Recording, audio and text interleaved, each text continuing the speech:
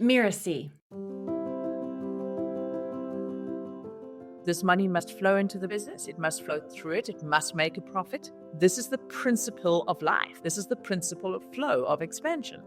It must flow out. Some of it must flow to us. There has to be enough for us to develop, and there still must be more, and we must pay ourselves first. We must pay our freedom price tag.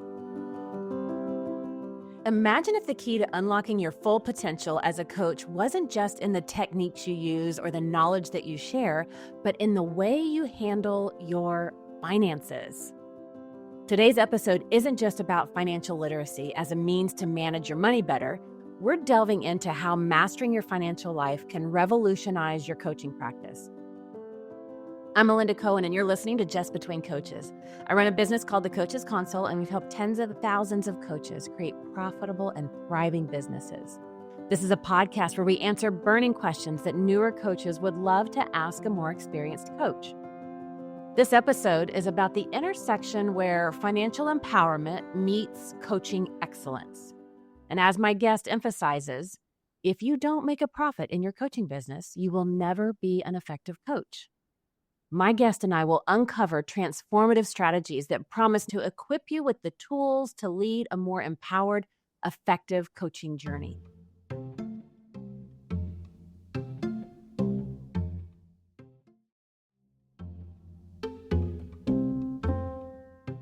I'm thrilled to invite Ann Wilson to the show today. She's also known as the Wealth Chef.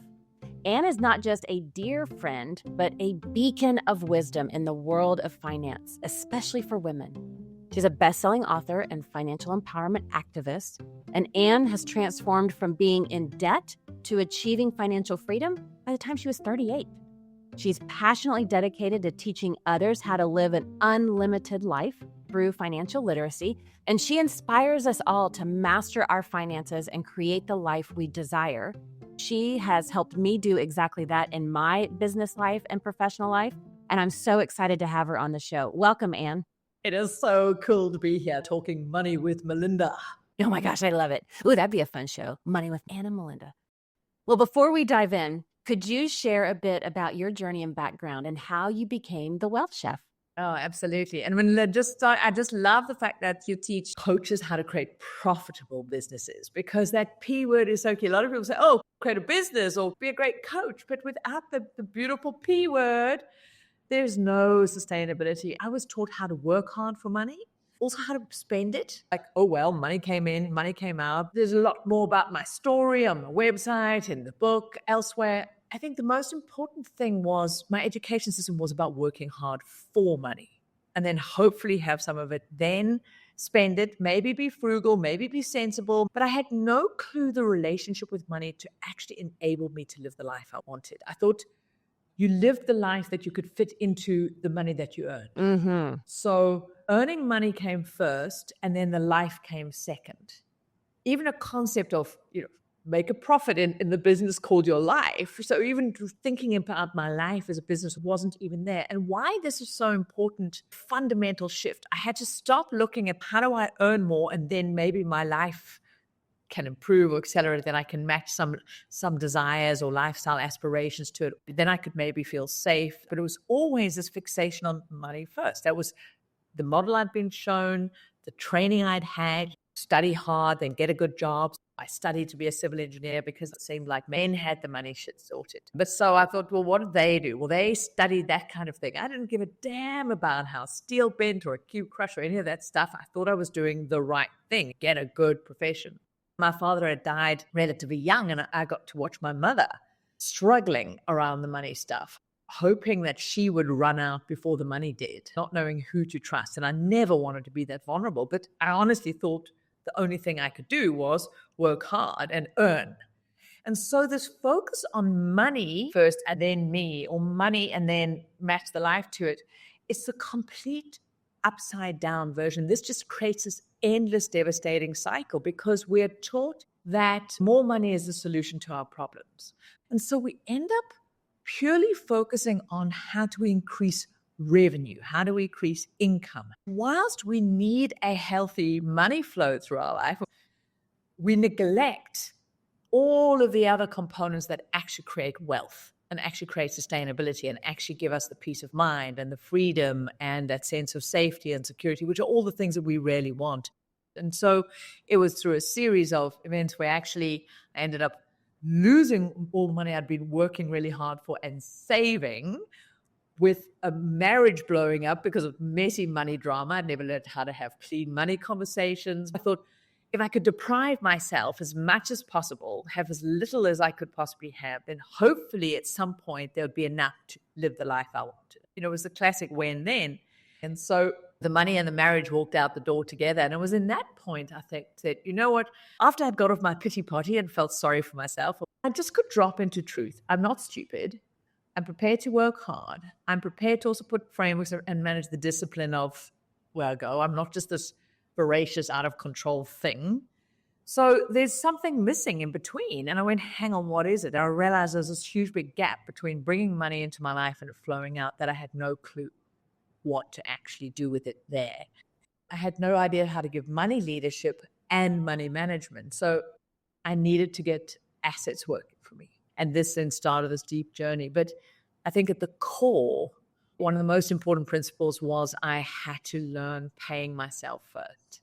And this is also a very misunderstood concept, because often we think paying ourselves first means a salary in a business or taking a bit of money. But at its core, paying myself first meant I had to do a radical shift in what I call being absolutely selflessly selfish. If I am not prepared to put my dreams, my freedom, my security, my financial well-being first as the most important bill I pay, the most important thing I pay attention to, then the message I'm sending to everybody else, the universe, is that I don't matter. My dreams don't matter. And so this paying myself first is a radical state of mind. And then it works backwards. What is the life that I want to be living?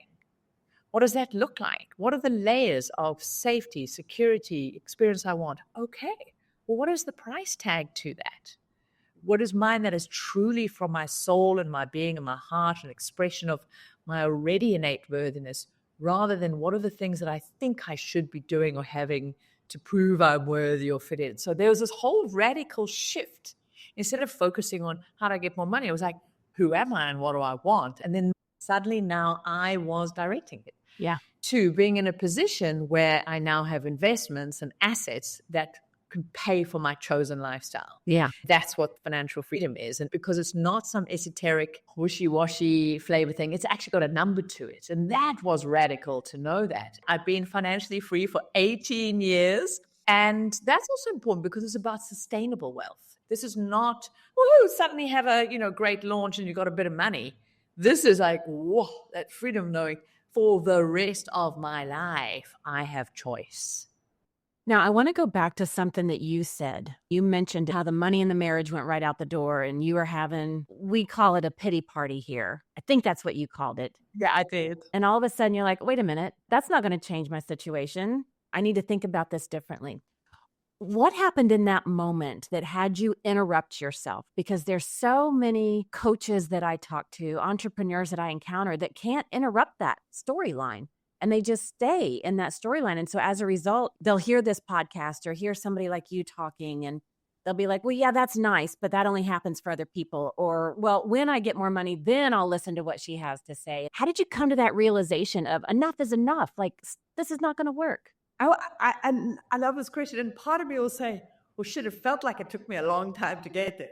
I'm deeply grateful to life, the universe, God, whatever we call that. I had that kind of catastrophic experience because I think one of the most devastating things is being uncomfortable, that dangerous place of comfortable. And I felt deeply unsuccessful. I felt embarrassed, ashamed. Marriage had ended, all of the things that I thought I was doing the right things and fitting in. So I needed quite an extreme outcome. So what I do now as a coach in this area, a lot of saying, well, okay, if you're in this comfortable side, but there's a little edge, how can we agitate that? Intentionally go, I'm going to pay a price either way. Which is the price I want to pay? So let's first really understand what is the actual price of this supposed, it's not too bad, or it's comfortable, or yes, I've got time to sort that out. can we slow down in different areas of our life? I think there are 3 core areas of our life where we tend to betray ourselves with comfortable, or it's not so bad. Our health, our wealth, and our relationships. They're the 3 most foundational pillars of living a fully connected life when we're able to participate in life fully. In relation to my money stuff, my financial well-being, if I don't start investing, if I don't start creating a cash safety net, if I don't start getting the business more profitable, what's the impact? If I keep putting everybody else's needs in me, if I put the kids, the partner, the family, because I think there's time, what's this compounding impact? True costs are compounded costs. Our relationships, health, and wealth are ones where in the short term, yeah, we can pretend, but the cost and then the recovery cost is really tough. First, somehow find a mechanism to check in on those. So I think in that moment, I look back and I'm so grateful I had that. I could not see it. And I truly believe that real change that is sustainable and transformational only happens when we end up being on our knees. Yeah, I think so. And I love that you intentionally say, how can we agitate this? Let's take charge of this. I launched my coaching business. That took off, wildly successful. 6 months, replaced my income. Then when I started Coach's Console, it was not the same. The money took longer to come in, but I didn't adjust my lifestyle. Before you know it, I'm in debt, which I have never been in my life. That spot you talked about, it's not that bad. I'm sure it'll change next month. And I just kept living that. And now I'm like, oh my God. And I remember the moment I had my credit card and I put it in the ATM because I didn't have enough money to pay the mortgage. I was going to pull cash out and it said the percentage rate. We're talking well over 20%. And then it hit me. This goes against everything I've ever known, been taught, or learned. That was one of my most shameful, embarrassing moments. I have to do it right now, but I'll never do this again. It just got bad enough. And I love that you said, how do we agitate that so that we take control of it? Because it's going to impact us one way or another. That was beautiful how you said that. And we talked about that P word, right? It's a very yummy word, the profit word. And you said that profit in coaching, it goes beyond the numbers. And I shared the statement that you always say, if you don't make a profit in your coaching business, you'll never be an effective coach. Can you elaborate on how financial success shapes a coach's ability to impact their clients? Can you make that connection for us? Absolutely. At its core, if we truly understand, money flows to those who value it the most. Now, this is not because, I love money. But when we understand the relationship between value and money flow, we also understand the difference between price versus value. So there's an extraordinary relationship between self-worth and net worth. The two have a link. It's not because the higher your net worth is, the greater your self-worth. Many people think that's what it is. If I can just have that car or this, then I'll be okay. No. So self-worth is not about, feeling confident with your selfies on Instagram. It's about being able to rest in our enough. And so now as a coach who's able to truly show up in their business, in their life, in their coaching from I'm fully okay, I'm enough, I'm resourced, and they're able to be in that place to be fully available for their coaching, completely transforms how they're able to coach. They're able to ask those questions. They're able to make their coaching not about them. So now if we're coming into a relationship needy, feeling anxious, feeling we need that client, we need them to keep working for us because we need the money, or we're in a really knife-edge relationship with the business being sustainable, or if we're also subsidizing that business through credit, there's an incongruency that can ooze through. And that resonance of, I'm actually a bit of a fraud, I can't make it. So we now start making the coaching, the experience about us. And for me, one of the reasons I'm so passionate about this topic is, yes, it's about living a great lifestyle and those things at level. But if we take it to a slightly more woo-woo element, if we think about the energetic level, we start right at our base. Because the first role of money and a healthy business is safety, is protection. If we are operating in life in an agitated nervous system, in hypervigilance, feeling scared, our resources aren't available. Our limbic system is firing. You can't be a great coach if you're in that side. So this is also allowing a business to also grow steadily, certainly bring up these layers. That first role is safety in a business. The first cash flow. Can we get to a point where we're breaking even? And then it starts becoming about possibility, a bit of creativity. We can expand it. Then it becomes about expression. But when we can first let money be about safety and getting that first level of safety in the business, we can show up better. We can make choices about the times we work with. Then we look after ourselves better because we're not in that grabbing space. So this is why the profit is so important. Yeah. And it is going to enable you to do what you love. If a business is not growing and it's not profit, you're very fast either going to burn out that credit. And yeah, I mean, there's so much we can talk about the industry as well, that there's a lot of pressure for people to invest in yourself. Do you believe in yourself? And I put in the credit card. Absolutely. Invest in yourself, but have a friggin' plan of how you're going to get that return on that investment. While we're on this little soapbox of the industry, one of my pet peeve, just an irritation that I have about this industry is this phrase that floats around about how you price your packages. Price what you're worth. I'm like, no, they have nothing to do with each other. The level of pricing that you put on your packages, courses, programs, services has nothing to do with your worth. And I think that just F's up people in the head. And it just really sends a conflicting message that perpetuates this money drama and this money challenge that so many people are in. Your self-worth is priceless, no matter what you do or don't do, no matter what you charge or don't charge. That is innate and always is there. Now, your pricing, let it be in alignment with the results people get and the experience you offer. There has to be alignment. It has nothing to do with what you're worth. So I just want to put that plug in there because I think that can entangle it. If we understand worth and worthiness, exactly that. And this is my own enoughness that I will be working on till I slide sideways in the grave, but coming at every step in life. Am I approaching this as an expression of my innate worthiness or as an attempt to prove my worthiness? Such a great question. Repeat that question. Am I approaching this, whatever it is, as an expression of my worthiness versus an attempt to prove my worthiness? The devastating, pleasing, appeasing, performing patterns that we see of self-betrayal, which all of us have to an extent to fit in for other people to give us our worthiness badge.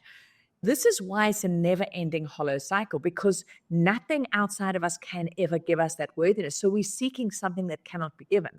So let's talk about values. I love the way you say pricing and value go together. Money flows to value, not to worth. There is a lot, because you deserve it, because you're worth it. They've got no correlation. There's also no deserving. So thank you for bringing this in, because the spiral shame, but also one of the things I say, your money is not there to prop up your insecurities. The sooner we can uncouple our worth from our money stuff, the sooner money can get on and do what it wants to do, grow for us, work for us. Yeah. Now, you said something else at the beginning. You talked about learning to pay yourself first, and you talked about that radical shift that you had. Can we dive into that topic? Because again, I see, just like you said, this is so backwards for so many people. And they're like, well, let me get some revenue. And if there's something left over, then I might pay myself. And actually what happens with that kind of thinking is when there's something left over, it usually goes back into business and you still don't pay yourself. And it's just like, whoa, time out, stop. Take us inside that idea, that radical shift of paying yourself first. We've been given the gift of this life with no price tag, with nothing. We didn't require to pay anything. We've been given it free. There is no worthiness or whatever. Okay, precious life. Here we are. Now, your precious life, this precious thing called Anne's crazy, freaky wildlife, has to be my most important business. That's my business. Living it, finding who I am and my joy. Okay, now what comes under that? I need energy, money. What do I need in service of that? So I had to shift to that becoming focused, especially when people have businesses. It's easy for us to think our businesses are us. We can get all entangled, enmeshed. We're trying to get our worthiness, our purpose, our meaning, our contribution, everything, and our money shit from our business. No, my most important business is called my amazing, crazy, freaking life. What is in service of that? My business is one component. My investments is another component. They all have a role in enabling me. Some of it's going to be to pay the bills. Some of it's going to be a fun outlet to have playfulness. So know what the purpose is of those things, but they're in service of life. Now, if a business is in service of your life, it needs to do a job. I love my business. It's wonderful to play in this. And I have to keep reminding myself, no, I'm not my business. And so now if we start there, paying ourselves first is a bit like an inverse champagne font. Imagine you're pouring champagne in the top and then the champagne flows between. Imagine our lives were inverse one, but instead, we're the glass and the champagne flows up. Your business, your investments, they all need to flow up to this wonderful thing called filling you up. And so if we're not taking money out of the business, there is a whole block in flow. It cannot be serving us. Money flows to those who value the most, but valuing it also, they value their life. They value money as an exchange, a representation of flow. Paying yourself first is making sure that the business is making a profit, and a discipline. This is a discipline of radical selflessness.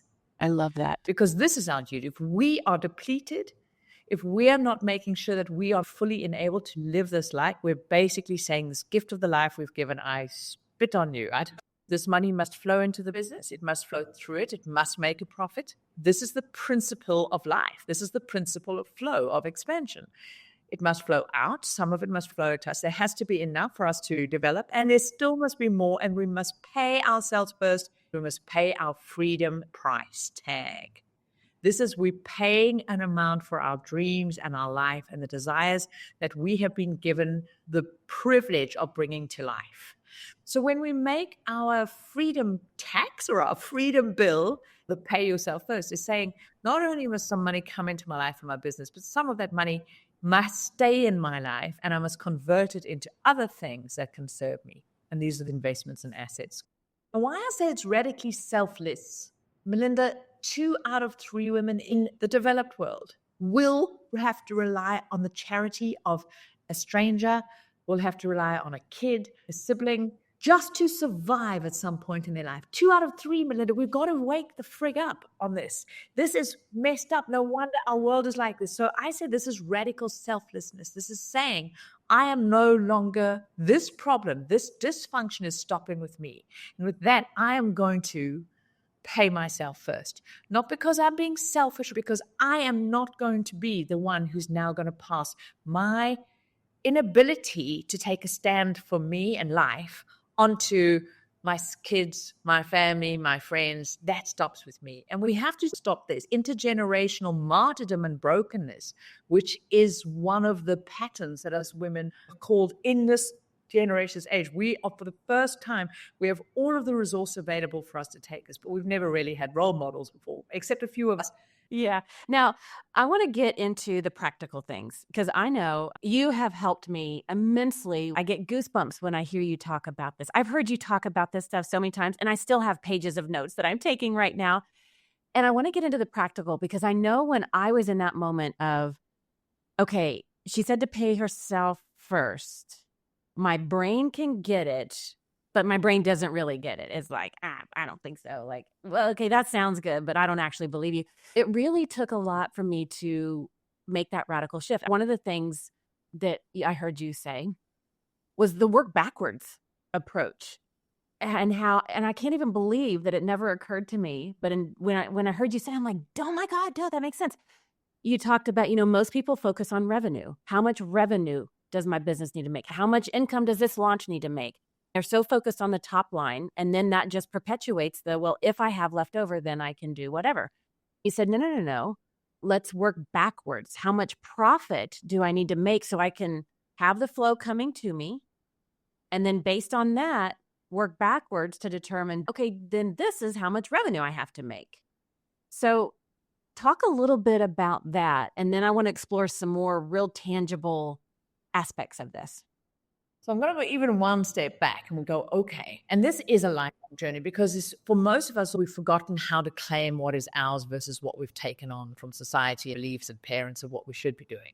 But at least if we start the muscle of just going, am I listening to my heart? Well, what does it look like? So we might say, this is my desired lifestyle that I'm wanting. It might look like this. And we need to work out a price tag of that. Well, what's the price tag? What's that going to cost? So if we then know that price tag, we can work out what our freedom number is. We can work out what the value of the assets are that we need that can indefinitely pay that. Now we say, okay, well, now I know what my target is. That's the price tag of my freedom. Great. So to do that, how long do I want to take to get there? So maybe it's 10 years, 7 years, doesn't matter, but let's take time. We can work that out. When we also understand that our assets will create 90% of that value of that investment pile we need, we only need to put in about 10%, but we have to plant the seed.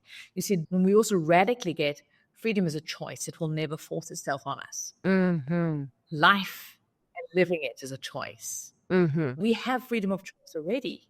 There really are no obligations. There's just consequences. Good, bad, whatever value judgment we give to them. So now we can say, okay, this is the value I need. My investments are going to create the bulk of that, but I need to be the one planting that seed. I need to be the one triggering it. So how much do I need to be putting into my freedom pot every month? And there's a way to calculate that. Now you come back and go, okay, I'm going to commit to pay my freedom. I am the most important bill. So this is the pay yourself first from what you've taken out of your business. Now you must fit the rest of your lifestyle expenses around that. And magically, when we make this radical commitment, when we make this decision, we start using our creativity and our resources to pay for the rest. Whereas if we go, oh, well, I'll see what's left. Maybe I will. This is what people do with their time, their dreams, everything. No, that comes first. Now the rest fits in. Now you can work out the bigger amount that the business needs to pay you, post-tax or whatever. So there's also a beautiful enoughness in this, because one of the challenges is if we keep just chasing more revenue, there's never enough. We're in the ultimate scarcity. And a lot of people say, but we've got to be in a state of abundance. And they think that that means an endless more. No, the opposite of scarcity isn't abundance. The opposite of scarcity is enough. There is such a liberation of knowing what is enough. Enough isn't a limit. Enough is a freedom. Abundance is also an energetic way of being able to look out the window and go, oh, look what's already here and love it. Abundance doesn't mean limitless. And then the irony, which you and I know both experienced, when we can be in this deep, beautiful relationships, starting at the asset end, we come back through, because we're no longer coming at life needing this eternal carrot in front of the donkey. There's this beautiful place to be able to then appreciate it, receive it, feel like they're just there's enough in every area. Then we get more. This is the paradox. Now, let's get real granular, because we have a lot of new coaches that listen to this podcast. Let's say there's a coach just in the early months, within the first year of their business, and they're just getting started. They're figuring out their packages, pricing programs, getting all that dialed in, and it's still kind of sporadic income because they're learning, researching, and piloting things. So they're in this sporadic mode, which is natural in the beginning, and it should be like that until you work it out. In the beginning, 1 month, a coach might make $2,000 that month. The next month, it might be $1,200. And then the following month, maybe it's $5,000, and then it's $1,000. And it's kind of this sporadic ladder. So in that month, when the coach, let's say they make $2,000, they're like, oh my gosh, that's not enough to pay my bills. I can't even pay myself first. Like, what's the practical step that they take in that moment? So very first off, we all have to let go of believing that our dreams and our desires have to pay all the bills. We can also have a lot of judgment around worthiness and crazy obstacles for this new fledgling business. No, it has to pay for everything. If it's not, then it's not successful. Bullshit. If there's another way you have been earning income, keep some of that going. Don't put a burden on a new little tree growing. You don't start expecting it to bring fruits while it's a little seedling coming out the ground. You give it time. So either create a cash safety net, save up, expect a 6 to 9 month runway where you go, okay, I've made a plan. And in that time, be prepared to cut back on your expenses. That is not a failure. That is not being mean or scarcity. That is giving yourself the gift of lightening the load that you have to carry. If you don't create financial space for this business, which also means lighten the load in other areas, and this is about getting out of debt, if we're prepared to do something for a short period of time, roll up those sleeves, and we're not seeing as deprivation, but we're truly going, this is how I'm prepared to show up for myself, including, I'll batch cook and eat out less. I'll do this and that because it's a choice I'm making. Yeah. It's in place of empowerment. That's it. It's choice. I'm doing this to make it easier on myself. It's not a failure. I just want to say one thing about the variable income flow. New people into businesses or coaching where you'll have 1 month, 5,000 this, a huge mindset that people have to shift out of, especially if they've been in any kind of paycheck-based orientation, where we get a bit like Pavlov's dog. We want the bell to ring and then the money flows into our bowl and then we go and spend it and then we wait for the next bell and the money comes in. We've got to break this hand-to-mouth cycle. This is so key. So here's a hack. We create what I call your DAM account, a reservoir account. So it's your catch-all account. And you should have this in your life because you're teaching yourself how to live like the wealthy. For 18 years, I've been financially free. The money that my real estate portfolios, equity portfolios, my businesses make, my royalties from books and stuff, they all flow into this dam, this reservoir account. So think about, flow of water. It catches the water so that you have, in the dry seasons, you're able to have water, but it goes in there. So what it also does, it separates the behavior from the money coming in and the spending it. You create a gap. It also allows the money to neutralize. Because whether the money has come in from the business, whether it's come in from a tax rebate, whether it fell out the sky, somebody died and you got inheritance, it should all have the same value. We tend to treat money differently. So it also allows the money to neutralize. But most importantly, we create this gap. So we plan our spending and now we can stabilize it. So as you allow the money to build up, if you've got a bit of a cash operational fund, that goes in there and you pay yourself From that. and your business operates it from that, and you allow these variable amounts to flow in. You've got to track it and you'll start learning the seasonality of your business's money flow. What's coming this month? Because a lot of people say, well, I can't invest, I can't save because I don't know what I'm going to come in, so I can't do this planning. This is the hack. You create a separation and then you have your transactional spending, and this allows you to turn the tap and stabilize the money flow. I love the hack. I love the practical steps. And I have pages of notes, and I know there's so many quotable quotes we could pull from this, and we've barely scratched the surface. And right now, I want to summarize some of what we've talked about today. I love how we dove right in with the P word, profit. Without profit, there is no sustainability. I love how you took us inside that radical shift of learning to pay yourself first and how it's actually selflessly selfish.